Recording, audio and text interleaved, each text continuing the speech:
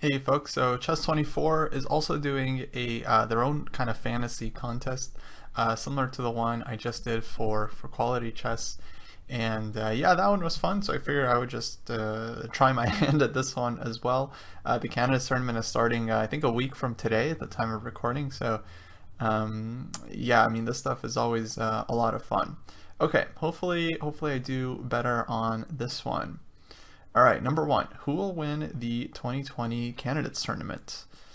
Okay, so for the other one, I put MVL. So I feel like for the quizzes, if I want the best chance, I really need to hedge my bets. But they're doing a little bit differently here. So they're assigning points to each player, I guess, based on the likelihood of them winning.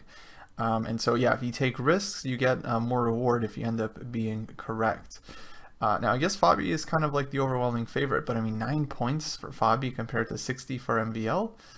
That seems wrong. I mean, based on this, I feel like MVL still kind of has like a really good value. I mean, is Ding Liren really 4 times as likely to win as one of these guys? I don't know. Maybe I should go with like Nepo or Grischuk or something, but these guys, I'm just gonna go with MVL. MVL's my boy. I'm just gonna stick with him for this. All right, next one. Pick a player. Every time they win a game, you get the number of points in the parenthesis. Oh, I see. So we have Fabi, Nepo, Wang Hao, and Giri. Okay, Giri doesn't win a lot of games. That's well known. Fabi's gonna win some games, but 2 points versus 5 points for Wang Hao. 3 points for Nepo. Nepo definitely wins a lot of games, but is he gonna win? Okay, last time in the quiz I messed up some math, so I don't think I should be doing any live math. Based on these values, I feel like Wang Hao actually has, I feel like he's gonna win a lot of games and he's also gonna lose some games too, so he's gonna be kind of like the volatile player. Yeah, I'm gonna go with Wang Hao. I think 5 points is a lot. Okay, pick a player. Looks like the same thing for the other 4. So Ding Liren 2 points, Grischuk 4, MVL 4, Lexenko 6.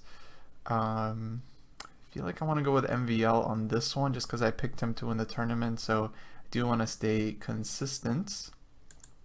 All right, next one.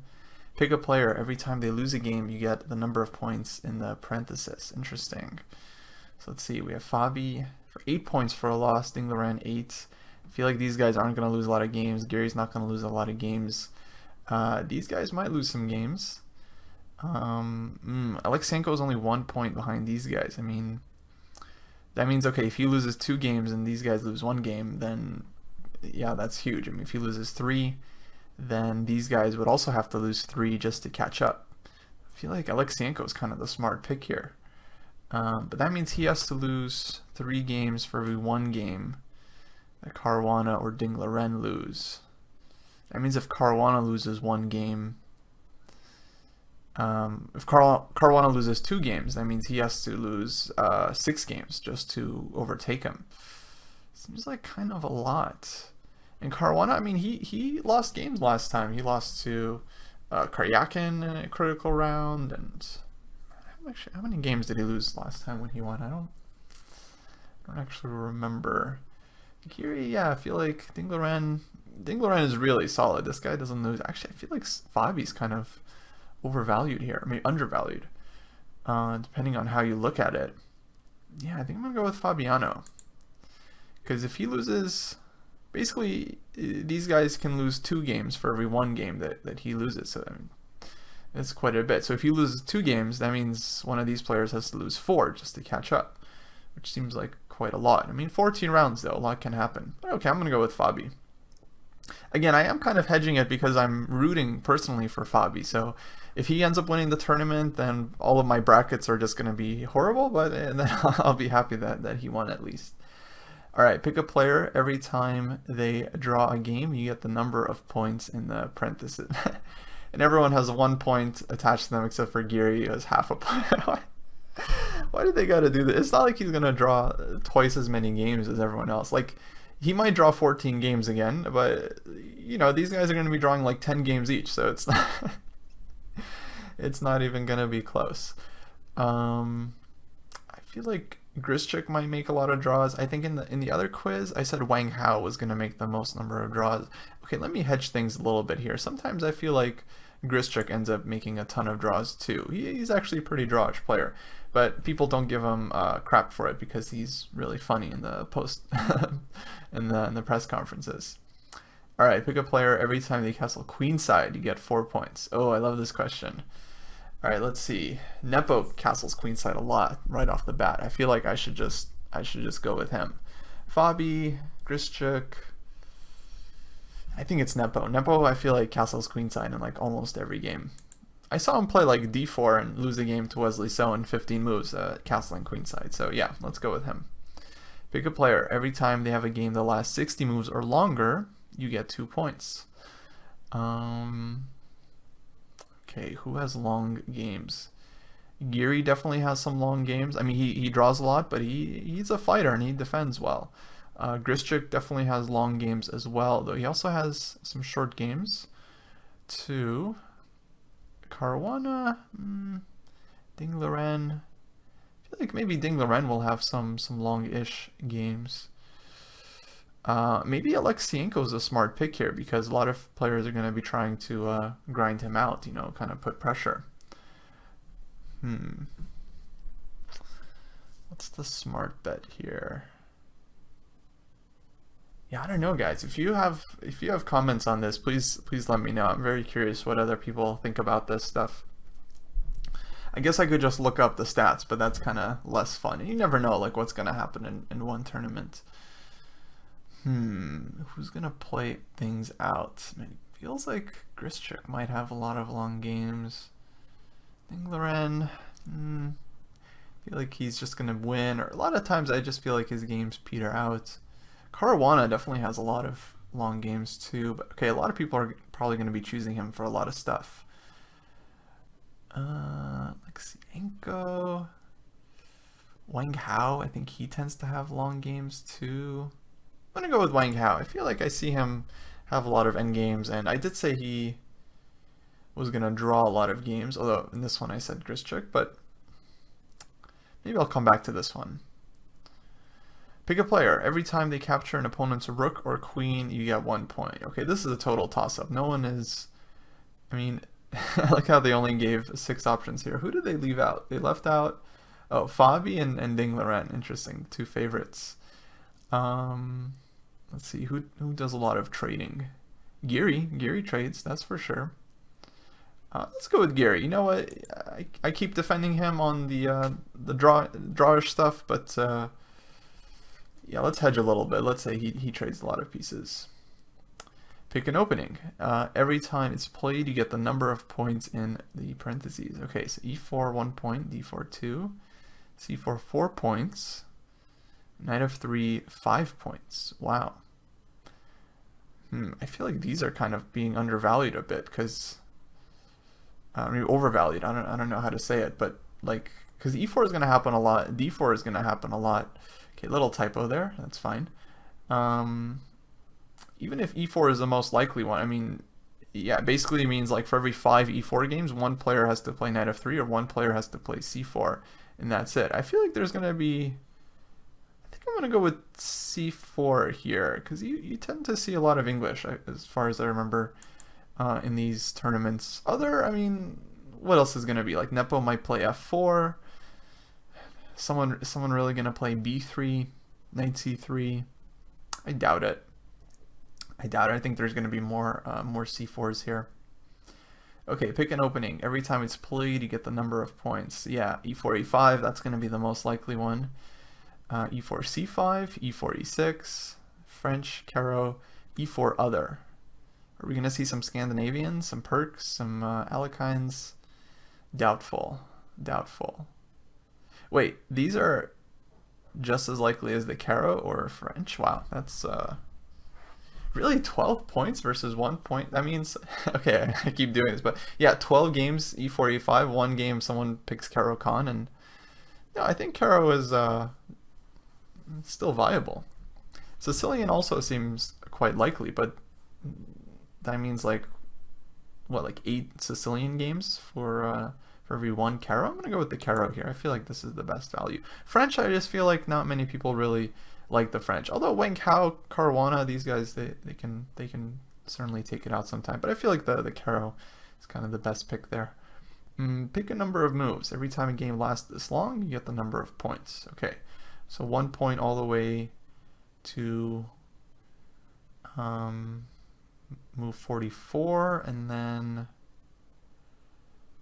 45 all the way to 99 is 2 points. Man, it's hard to guess though within this range in particular, because it's like, yeah, I mean, you really have to get lucky to land in there. 100 moves or more, 15 points. Okay, so that means 15 games kind of end before move 44, which a lot of games will definitely end before move 44, but you have to guess correctly, versus one game that lasts over 100 moves.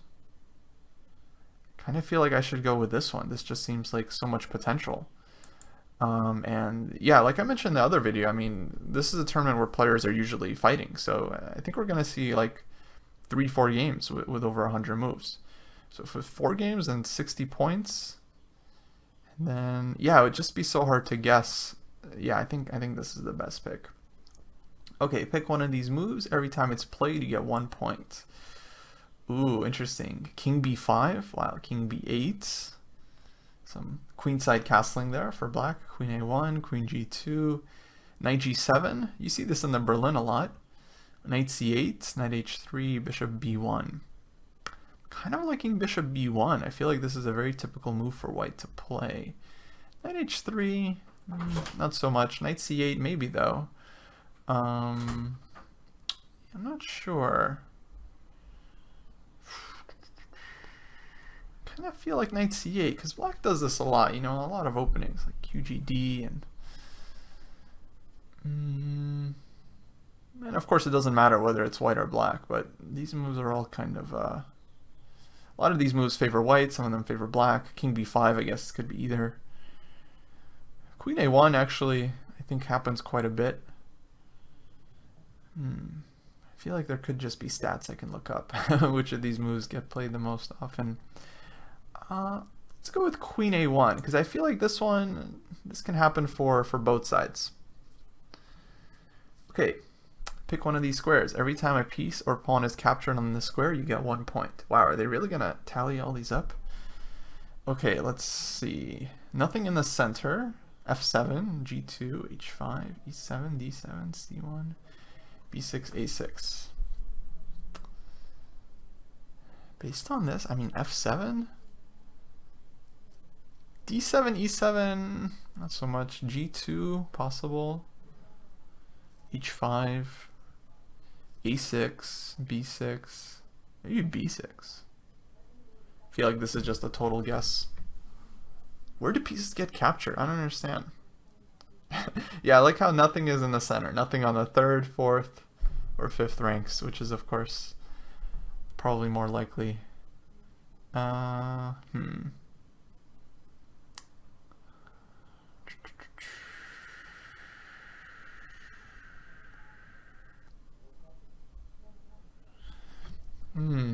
don't know. I'm really stuck on this one.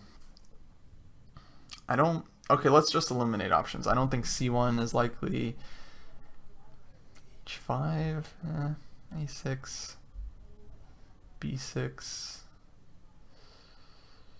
And we have these 7th rank squares, d7, e7, f7, g2. I feel like stuff does get traded on f7 sometimes, but how often is that? Kind of feel like, I want to say b6. A lot of time, you know, you put the pawn on b6, opponent goes a4, a5, and then I'm just going to say b6. It's just my total intuition here. Pick one of these events. Every time it happens, you get 5 points. Vishila Graf plays something other than e4, c5, or d4, knight f6 with black. Doubtful. Although, are they including, like, if someone plays c4 against him? I think what they mean is someone plays e4 and then he plays not the Sicilian, or someone plays d4 and then he goes not knight f6, which I think is unlikely. Aleksenko plays something other than e4 with white. Possible. I feel like he's an e4 player, but we'll see. Nepo plays e4, e5 with black. Doesn't do this too much. Game ends without either player castling. Unlikely, but happens. But you know, if queens get traded early on, I think it's not so crazy. Player loses on time. Doubtful. Any player wins 3 consecutive, loses 3 consecutive. Checkmate occurs on the board. All 4 games are decisive in a single round. Honestly, I think it's this one. I think we do get endgames pretty frequently where, like, yeah, you know, they just trade queens and then the other side moves their king and neither castle. Somehow I feel like this is the most likely one. Will there be a tie for first place after 14 rounds? I mean, we've seen kind of both things play out, because a lot of times there is a tie and then it relies on a tiebreaker, and then sometimes people just win it outright. I think a tie is kind of more likely. I'm not sure why. Who will finish with a better score, Grischuk or Nepo? Yeah, I kind of feel like Grischuk will. I just think he's the more solid pick. They could have the same score, but this one seems so unlikely that it's really not worth the risk. Will Black win 2 games in any single round of play? Yeah, I mean, why not? I think that's totally possible.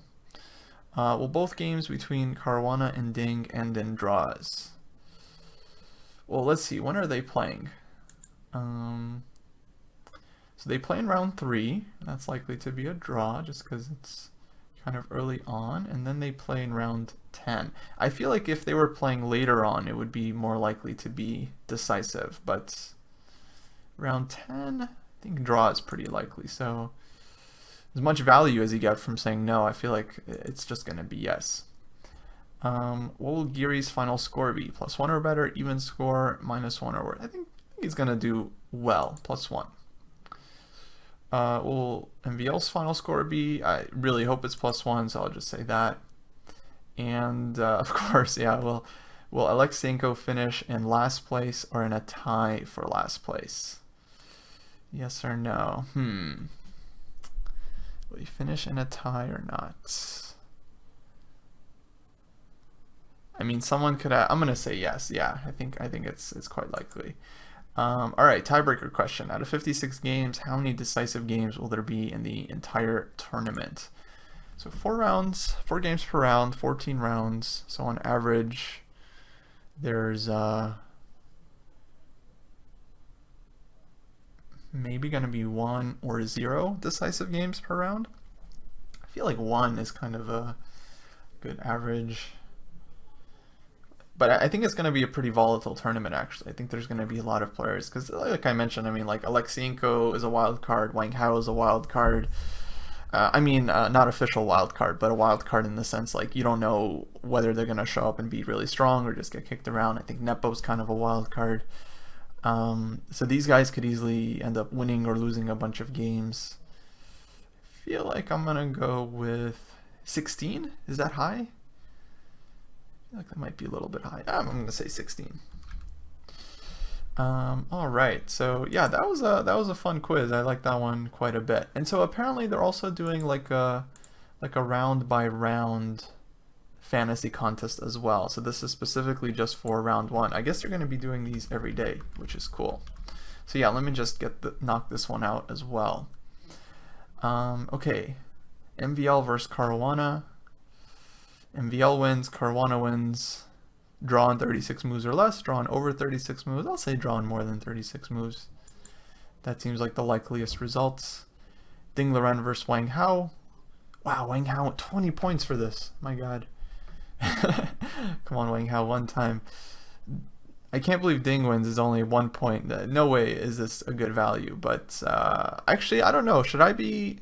Help me out, guys. Should I be guessing based on the value? Like, you know, which are offering the most points, or should I just be guessing based on what I think is going to happen and then just choosing that regardless of how many points it's worth?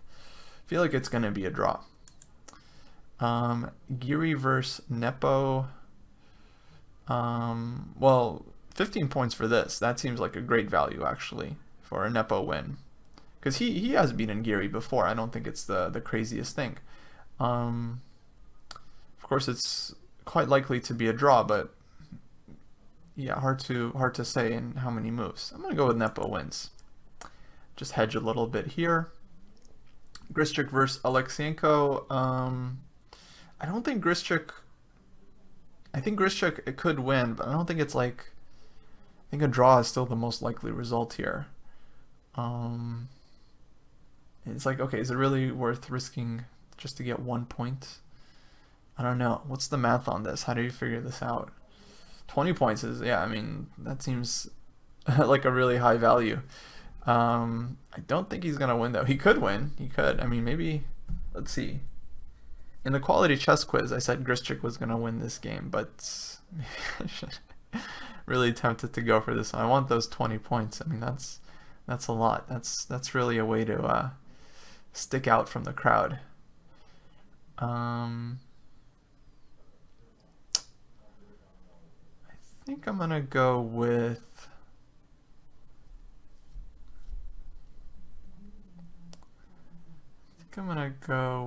a draw.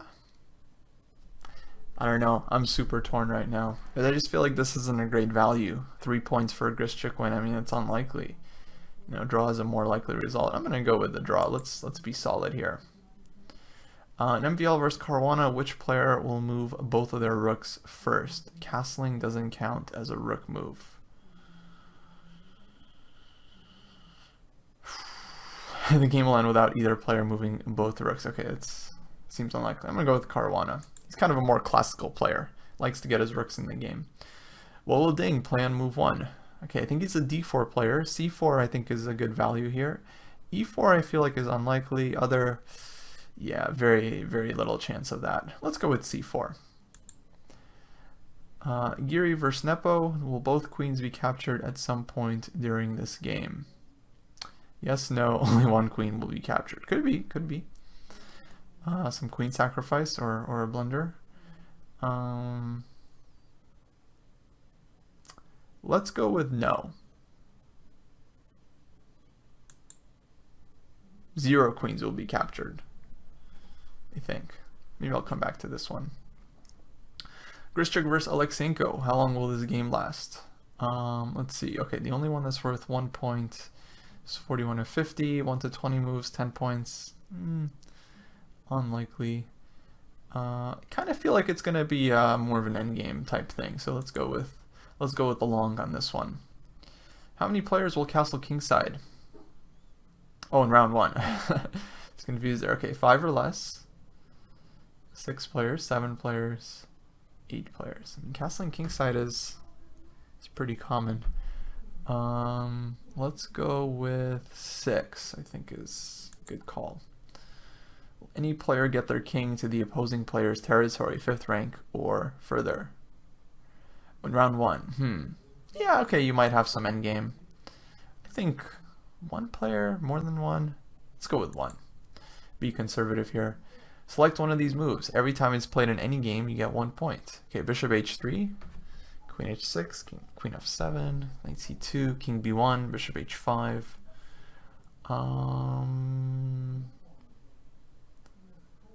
What usually happens? King b1.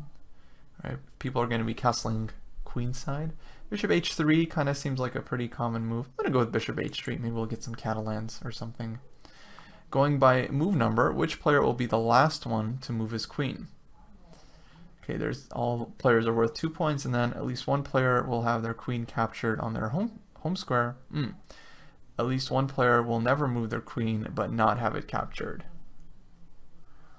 Huh. Okay, who's going to be the last one to develop the queen? Let's see, Caruana, Alexenko, Wang Hao.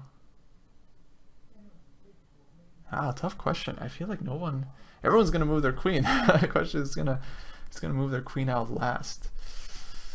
If it was by time, not by move order, but by time, I would say Grischuk, because he's time trouble addict. But just by move number, it's a tough one. I don't know. Let me know what you guys think on this one. Maybe, let's see, MVL, he moves the queen a lot. Nepo likes his queen. Grischuk likes his queen. Ding Loren likes his queen. Giri, maybe Wang Hao. I'm gonna go with Wang Hao. Let's just take a guess at it. At least one player will have their queen captured on their home square. This is always possible. I don't know if it's really worth the 1 point. Maybe this is actually the smart call, because like, how are you gonna guess? But you might get this right, especially if there's some queen takes d8, queen takes d1.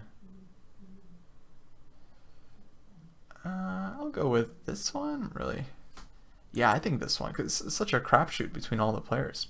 Tiebreaker question: how many total moves will there be in all 4 games combined? Okay, last time I really messed up the number of moves, forgetting how to multiply things.